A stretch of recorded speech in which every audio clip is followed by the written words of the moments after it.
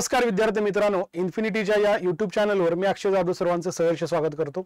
जसं की आपल्याला माहित आहे की आता PWD ची जी एक्झामिनेशन आहे ही उद्या आणि परवा जेई ची असणार आहे आणि जेई ची झाल्यानंतर लगेच सीए चे सुद्धा 16 तारखेला आणि 28 तारखेला हे पेपर आहेत। सो त्यासाठीच परीक्षेला जाता जाता काय कोणते पॉइंट्स महत्त्वाचे आहेत, काय यामध्ये आपल्याला काय करायचं आणि काय नाही करायचं आहे या संदर्भात हा अगदी शॉर्ट व्हिडिओ असणार आहे। तुमच्या या येणाऱ्या एक्झामिनेशन साठी खूप महत्त्वाचा असा हा सेशन।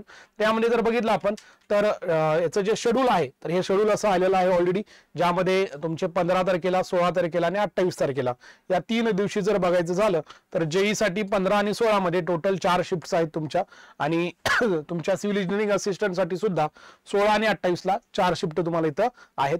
यामध्ये सगळ्यात महत्त्वाचं जे आहे तुमचं हॉल तिकीट मध्ये जी इन्फॉर्मेशन तुम्हाला दिलेली आहे तर ती सगळ्यात महत्त्वाची तुमची इन्फॉर्मेशन। सपोज आता 16 तारखेचा आहे हा 9 वाजताचा हा एक्झॅक्टली तुमचं स्लॉट आहे 9 ते 10:30, तर तुमचं रिपोर्टिंग टाइम जे आहे हे 7:30 पासून सुरू होणार आहे आणि जे गेट क्लोजर टाइम असणार आहे ते 8:45 असणार आहे। म्हणजे 9 तारखेला पेपर 9 वाजता पेपर जरी असेल तरी त्याच्या 15 मिनिटच ते तुमचं जे गेट आहे क्लोज करणार आहेत। त्याच पद्धतीने जे बाकीचे टायमिंग असतील, जसं की जर तुमचं आता इथं दुसऱ्या कुठल्या टायमिंगला 12:30 ला असेल तर त्या पद्धतीने तुम्हाला 15 मिनिटं कमी आणि त्या पद्धतीनेच रिपोर्टिंग टाइम सुद्धा तुमच्या असणार आहे। ते सगळ्यांच्या हॉल तिकीटवर ही सगळी इन्फॉर्मेशन दिलेली आहे। सुरुवातीला आपण काही हॉल तिकीटवरचे महत्त्वाचे पॉइंट्स बघूयात, कारण बऱ्याचदा आपण हॉल तिकीट वाचायला विसरतो, न वाचताच आपण डायरेक्टली प्रिंट आउट घेऊन जातो डायरेक्टली। तसंच हा प्रॉब्लेम येऊ नये तर यासाठी बघा सगळ्यात महत्त्वाचं काय तर सगळ्यात यामध्ये जे महत्त्वाचे पॉइंट्स आहेत त्यालाच फक्त मी हायलाइट केलं तर हॉल तिकीट जे आहे हे रंगीत म्हणजे कलर कॉपी याची घेऊन जायची, ब्लॅक अँड व्हाईट कॉपी तुम्हाला चालणार नाही। आणि त्यासोबतच हे जे हॉल तिकीट आहे त्यावर बऱ्याच मुलांना सवय असते की प्रश्न लिहिण्याची, उत्तर त्याची लिहिण्याची, तर हे जे आहे हे तिथं तुम्हाला करायचं नाही। जर असं तुम्ही केला तर ते उमेदवारांना एक गैरप्रकार केला असं मानण्यात येईल म्हणून सांगितलं। त्यामुळे ते रफ पेपर देतील तुम्हाला, त्या रफ पेपरवरच तुमचे जे काही कॅल्क्युलेशन्स आहेत ते तुम्हाला करायचे आहेत, हॉल तिकीटवर काहीही लिहायचं नाही। हा एक पॉईंट इथं महत्त्वाचा असणार आहे। त्यासोबतच तुम्हाला सोबत काय घेऊन जायचंय तर तुमचं जे फोटो आयडी असतं, जसं की पॅन कार्ड असेल किंवा लायसन असेल तुमचं, इलेक्शनचं वोटिंग कार्डचं असेल तुमचं, पासपोर्ट असेल किंवा आधार कार्ड, हे जे आहे हे लागेल तुम्हाला, ठीक आहे। याच्या सोबत झेरॉक्स सुद्धा तुम्ही घेऊन जा आणि ओरिजिनल सुद्धा घेऊन जाणं तिथं गरजेचं आहे। त्यासोबतच तुमचं नाव जे आहे हे तुमच्या फोटो परिचयावर आहे हेच नाव तुमचं तिथं असणं गरजेचं आहे। जर तुमच्या नावांमध्ये काय फॉर्म भरताना वगैरे चुका झालेल्या असतील तर तिथं पुढे जाऊन अडचण येऊ शकते। सो तुमचं जे नाव त्या ऍप्लिकेशन मध्ये आहे आणि तुमच्या जे काय मतदान वगैरे जिकडे आहे तर ते नाव सेम पाहिजे। तसा जर काय बदल असेल तर ऑथेंटिकेट त्याचं जे काय गॅझेटेड वगैरे असतं, गॅझेट वगैरे जे असतं ते सोबत घेऊन जा, तुमचं असावं ते तर ते सोबत घेऊन जा। त्यासोबतच आणखी काय असेल, पेन तुम्हाला चालेल, निळा असेल किंवा काळा असेल, पेन सोबत घेऊन आलात तरी चालेल। त्यासोबतच जे ऍडमिट कार्ड आहे ते, आणि हे 3 गोष्टी फक्त तुम्हाला तिथे लागणार आहेत, बाकी काही तिथं आत घेऊन जाऊन चालणार नाही। त्यासोबतच इथं रिपोर्टिंग टाइम जे मगाशी सांगितलं त्या वेळेत तुम्हाला पोहोचायचं आहे। सो या अशा जनरल इन्स्ट्रक्शन आहेत, बाकी तुम्हाला ड्रेस कोड वगैरे ह्या गोष्टी सांगितलेल्या आहेत, त्या पद्धतीने सगळं पूर्ण हॉल तिकीट तुम्ही एकदा वाचणं अपेक्षित आहे। महत्त्वाचे पॉईंट्स इथे मी तुम्हाला सांगितलेले आहेत। आता सगळ्यात महत्त्वाचं म्हणजे परीक्षेला जाता जाता काय महत्त्वाचे मुद्दे असले पाहिजेत। बरेच महिने झालेत, बरेच वर्ष झालेत आपण अभ्यास करत आहोत। खूप जणांचं PWD हे डिपार्टमेंट म्हणजे एक ड्रीम जॉब असतो आणि त्याचं आता हे उद्या आणि परवा जे आहे हे त्याबद्दलचा सगळ्यात महत्त्वाचा परीक्षेचा दिवस। मग आता परीक्षेला जाता जाता म्हणजे हे जे शेवटचे 1-2 दिवस आहेत त्यामध्ये काय करावं काय न करावं, तर बघा काही पॉईंट्स तुम्हाला इथं मी सांगणार आहे, अगदी शॉर्ट मध्ये, तुमचं जास्त वेळ घेणार नाही, खूप क्रुशियल टाइम आहे आता तुमचा। त्यामुळे एक जाता जाता आमच्या टीम इन्फिनिटी कडून तुम्हाला एक जे काय सदिच्छा असतील किंवा तुमच्या परीक्षेसाठीचे बेस्ट लक जे असतील त्या स्वरूपातच हे सुद्धा काही गोष्टी आम्ही तुम्हाला सांगत आहे। तर सगळ्यात पहिलं म्हणजे टेन्शन अजिबात घ्यायचं नाही। तुम्ही जो काय अभ्यास केलेला आहे आतापर्यंत करत आलेला आहात, ठीक आहे। बरंच टेन्शन कुणाला येतं, जे अभ्यास करतात त्यांनाच येतं, जे असेच पेपर देणार आहेत त्यांना तर टेन्शन येणार नाही, ते असेच देणार असतात, ठीक आहे। त्यामुळे जे खरंच ज्यांनी अभ्यास केलेला असतो त्यांनाच टेन्शन येतं, तर अजिबात टेन्शन घ्यायचं नाही। साहजिक आहे, आदल्या दिवशी परीक्षेच्या दिवशी टेन्शन येणं हे सगळ्यांना नॉमिनल असतं, म्हणजे त्याचा काय असं त्याचा इश्यू करण्याची गरज नाही, ठीक आहे। नॉर्मल राहायचं, व्यवस्थित राहायचं, जो अभ्यास केलेला आहे त्याची छानपैकी रिव्हिजन आपण केलेली आहे, छानपैकी बरेचसे MCQ आपण सॉल्व्ह केलेले आहेत, टेस्ट केलेले आहेत, चांगल्या पद्धतीने क्लास केलेला आहे, त्यामुळे अजिबात टेन्शन घ्यायची गरज नाही। सगळ्यात पहिला पॉईंट म्हणजे सेकंड जो पॉईंट आहे तो काय की क्वेश्चन पेपरची लेवल, बऱ्याचदा आता जे सेशन आम्ही घेत असतो बऱ्याचदा मुलांचे प्रश्न राहतात, सर एवढे हार्ड लेवलचे प्रश्न येतील का, सर एवढे इझी लेवलचे प्रश्न येतील का, तर प्रश्नांच्या लेवल जे असणार ही काय असेल याचा आता त्याचा विचार करू नका, ठीक आहे। जी काय लेवल असेल, जो काय पेपर सेट झालेला आहे तो झालेला ऑलरेडी, ज्यांनी करायचा त्यांनी तो पेपर सेट केलेला आहे. आपण सुद्धा सिलेबसला बघून प्रेडिक्टेबल जो काय अभ्यास असेल, जो काय कंटेंट असेल, जे काही MCQ प्रॅक्टिस असेल ती सगळी आता करून झालेली आहे. ठीक आहे, त्यामुळे त्याचा विचार करू नका. किंवा जे काय तुमचं आणखी काय पॉईंट्स असतील की ह्या सब्जेक्ट, जसं बऱ्याचदा असं होतं बघा की तिसरा पॉईंट जो आहे तो की काही सब्जेक्ट माझ्याकडून स्किप झालेले आहेत, मग आता त्याचं कसं होईल, त्याचे जास्त प्रश्न येतील का, मग मी कॉम्पिटिशन मधून बाहेर पडेन का, हे बरेचसे असे आपल्या मनामध्ये येणारे आदल्या दिवशीचे प्रश्न असतात.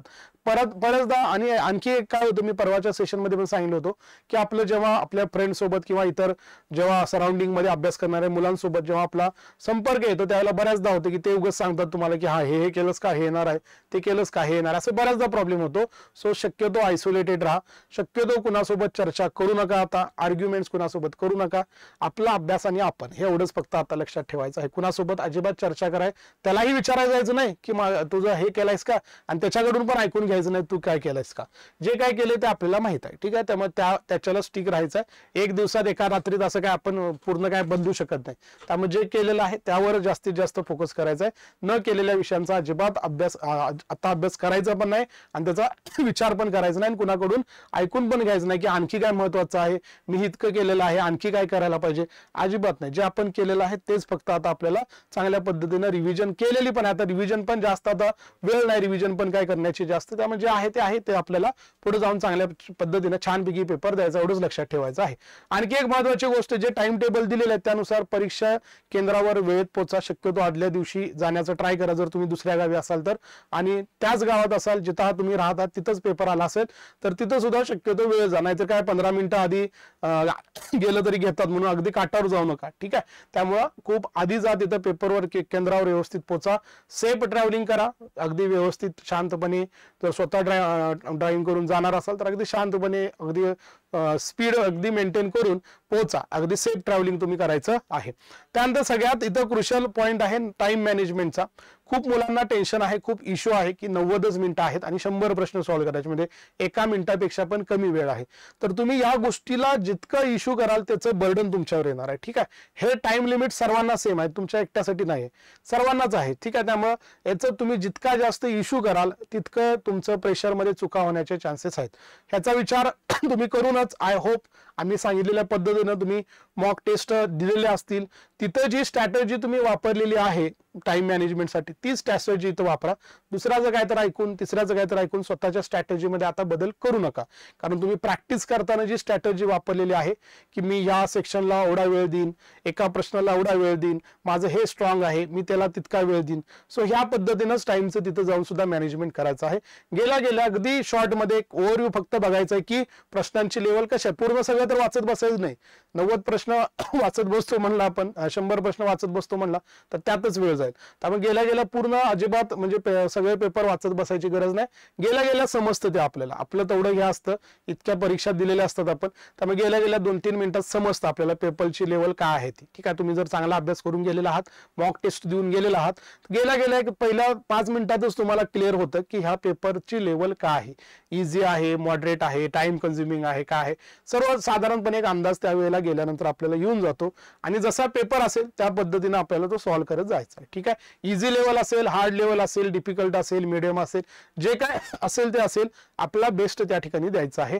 मॅक्झिमम क्वेश्चन्स अटेम्प्ट करायचे आहेत. निगेटिव्ह मार्किंग नाही आहे असं सांगितलेलं, ऍड मध्ये कुठेही निगेटिव्ह मार्किंग आहे असं सांगितलेलं नाही, त्यामुळे मोस्टली नसेलच, तरी सुद्धा गेल्यानंतर इन्स्ट्रक्शन केअरफुली रीड करायचे आहेत. तिथं आणि काय वेगळं दिलं असेल तर नंतर प्रॉब्लेम नको. त्यामुळे निगेटिव्ह मार्किंग नसेल हे फिक्स झालं की 100% अटेम्प्ट करायचं, आपल्याला येऊ दे नाही येऊ दे. पहिला सुरुवातीचे जे येणारे प्रश्न आहेत व्यवस्थित, आणि शक्यतो तुम्हाला परत मार्क फॉर रिव्ह्यू करून परत याय मिळेल का नाही माहित नाही.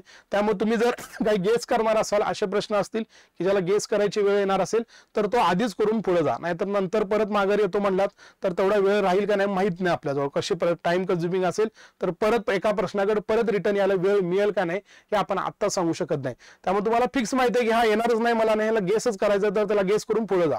शेवटी परत गेस करणारे प्रश्न नंतर बघतो असं करत बसलात तर मग ते परत 2-2 वेळा 3-3 वेळा रिपीट करण्यातच तुमचा वेळ जाईल. ठीक आहे, त्यामुळे हे टाइम मॅनेजमेंट लक्षात ठेवा. मॅक्झिमम क्वेश्चन अटेम्प्ट करायचा ट्राय करा. ज्यांचा सीए आणि जेईचे एकाच दिवशी पेपर आहे, जसं की इथं बघितलं आपण 16 तारखेला एक जेईची शिफ्ट आहे तुमची सकाळी पण आहे आणि एक दुपारी पण आहे. आणि त्यानंतर परत सिव्हिल इंजिनिअरिंग असिस्टंटची पण आहे 4 वाजता. म्हणजे हे सुटत आहे तुमचं जवळपास 2 वाजता आणि हे 4 वाजता आहे. शक्यतो आय होप की तुमचं एकाच सिटीमध्ये आलेले असतील, सेंटर पण मोस्टली एकच असेल. तसं असेल तर काही हरकत नाही द्यायला, पण जर वेगवेगळ्या सिटी आल्या असतील तर तुम्ही कुठल्या एक्झामिनेशनला जास्त फोकस केलेला आहे त्याला जास्त प्राधान्य द्या. त्यामध्ये असं काय हार्ड अँड काय तुमचा रूल असं नाही की कुठली द्यावी कुठली नाही. तुम्ही ज्याचा अभ्यास केलेला आहे त्या पद्धतीनं तुम्ही त्या पोस्टला सिलेक्ट आणि त्या सेंटरला जा. शक्यतो असा प्रॉब्लेम येणार नाही की या सिटी वेगळ्या बदललेल्या असतील अशा. तर हा एक प्रश्न होता. त्यानंतर झोप व्यवस्थित घ्या. बऱ्याचदा काय होतं, टेन्शनमुळे आपल्याला रात्री झोप लागत नाही, फॉर्म्युले आठवत राहतात, उद्याचं टेन्शन घेतो आपण. तर अजिबात नाही, चांगल्या पद्धतीने झोप घ्या, व्यवस्थित झोप घ्या. सकाळी ज्यांचं स्लॉट आहे त्या ठिकाणी लवकर उठून त्या ठिकाणी तुम्हाला पोहोचायचं आहे. सो त्यामुळे लवकर झोपायचं आहे तुम्हाला. ठीक आहे, झोप व्यवस्थित घ्या. झोप व्यवस्थित झाली तर तुमच्या पुढे येणाऱ्या ज्या काही सिले मिस्टेक आहे, तिथे काही पॉईंट्स होते. आणखी एक बघा, एक सिले मिस्टेकचा पॉईंट होता टाइम मॅनेजमेंट नंतर. तर या सिले मिस्टेक बद्दल एक बोलायचं आहे मला. सिले मिस्टेक एक तर हे असं झोप वगैरे तब्येत सांभाळण्यात त्यामुळे होतं.